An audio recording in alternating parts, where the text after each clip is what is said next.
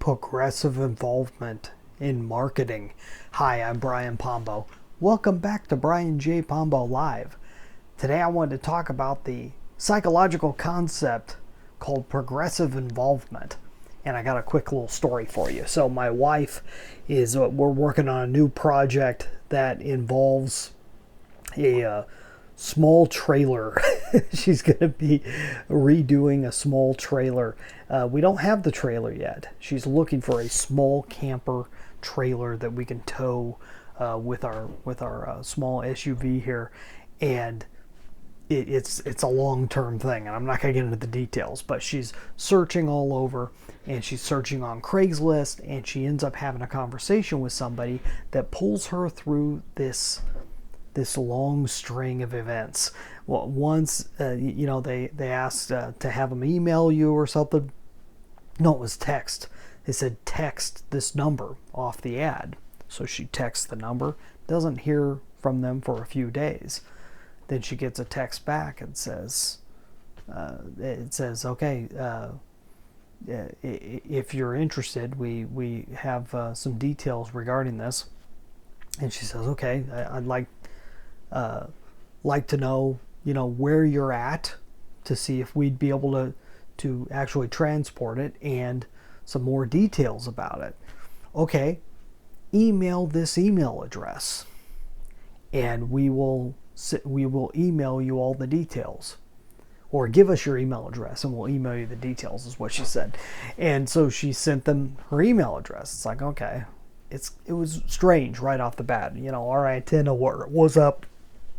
But figured, might as well see what they're up to, right? So they end up emailing back with a very a name that is very common name. So it could be real, could not be real. With this whole story about how they're selling this trailer for $800, and she just wants to get rid of it. Here's one picture of it, and of course it's a decent picture. It's in perfect condition. I'm selling it for cheap, and I'm not asking for anything more or less than $800 because I just want to get rid of it. My husband just died, and too many memories attached to it, so I just need it gone as soon as possible. Doesn't answer any of the questions my wife asked. Doesn't say where it's at, nothing else. So my wife, both of us were talking back and forth. She gets suspicious, so she does a search for the email address, which is a good tip if you're ever looking to find out more about a person, you don't know much about them, and you have their email address. Just take their email address, put it in quotes, and toss it into Google and see if anyone else has anything to say. Well, sure enough, this person's a scammer, and multiple people have gone through the process with them in trying to purchase different things, where they have very similar stories about husband, father, whoever just dying, not wanting to be part of it, inexpensive situation. Well, what they end up doing is they end up leading you through the process of sending them gift cards. And I don't know the reason why I didn't even follow it along, but my wife had already emailed her back to find out more details. So we'll see where this ends up going, but there's a very specific process that people will take you through, especially scammers. But you can learn something about human psychology by looking at how it's done badly in a scam. I mean, it's done perfectly from their perspective, but for bad purposes. And these people have frauded people out of money by going through this process, because if you can take a person through a very slow moving process, there's an investment that comes with it, and that investment in time and effort leads them to stick to the process and not ask questions, because the desire for whatever's at the end of the yellow brick road becomes stronger and stronger and stronger, and I'm almost there, and I'm almost there, and I'm almost there. And they'll keep stringing you along, and it's like quicksand. The more you fight it, the deeper you sink. And it happens over and over and over again. You got to watch it for yourself, because it happens within all forms of marketing. But it's also something that you can use from a good perspective in order to get a person interested. Allow them to take the steps toward you. Allow them to invest more and more time. Give them enough space so that there's effort coming from their end.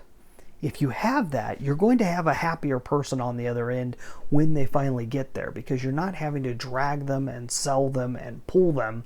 They are moving with their own effort.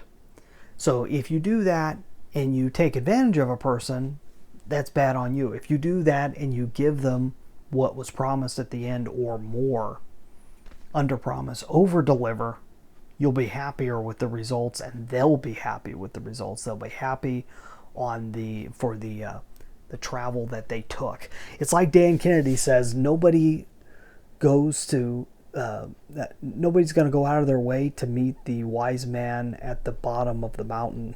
They travel up the hill to meet the wise man. There's a process that you have to go through, and because of that, there's more value in the wisdom that you reach at the end. It's very interesting, but it's part of human nature, and if you understand it, you can keep from being taken advantage of when people use it for wrong. But you can also use it for right, because sometimes you need a little bit of that process in order to engage people enough to be able to pull the attention away from everything else and get them to focus on what it is that you're trying to get them to do, hopefully for good. So I hope that makes sense to you. That's a little bit about progressive involvement. If you'd like some more on long-term strategies that you can use in your business, go check out my book, 9 Ways to Amazon-Proof Your Business. You get them wherever books are sold, Amazon.com or what have you, or you can get a free copy at AmazonProofBook.com, AmazonProofBook.com. We'll be back here tomorrow night. In the meantime, get out there. Don't take advantage of people, but let the magic happen.